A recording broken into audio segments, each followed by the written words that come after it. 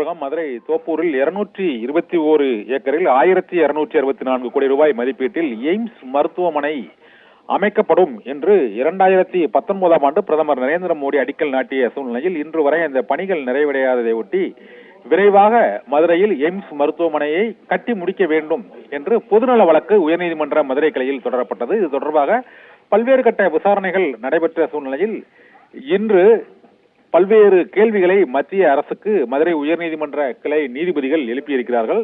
இதன்படி எப்போது மதுரை எய்ம்ஸ் மருத்துவமனை தொடர்பான அறிவிப்பு வெளியானது, கடந்த 5 ஆண்டுகளாக மத்திய அரசு என்ன செய்து கொண்டிருக்கிறது, தமிழகத்திற்கான அந்த கல்வி கட்டுமான நிதியை முழுமையாக ஒதுக்கீடு செய்திருக்கிறீர்களா, மதுரை எய்ம்ஸ் மருத்துவமனை எப்போது நிறைவடையும், எப்போது கட்டி முடிப்பீர்கள் என்று பல்வேறு கேள்விகளை எழுப்பி மத்திய சுகாதாரத்துறை அமைச்சகம் இது குறித்து உடனடியாக பதில் அளிக்க வேண்டும் என்றும், விரைவில் மதுரையில் எய்ம்ஸ் மருத்துவமனையை கட்டி முடிக்க நடவடிக்கை எடுக்க வேண்டும் என்றும் உயர்நீதிமன்ற மதுரை கிளை உத்தரவிட்டிருக்கிறது. ஆபிரகாம்.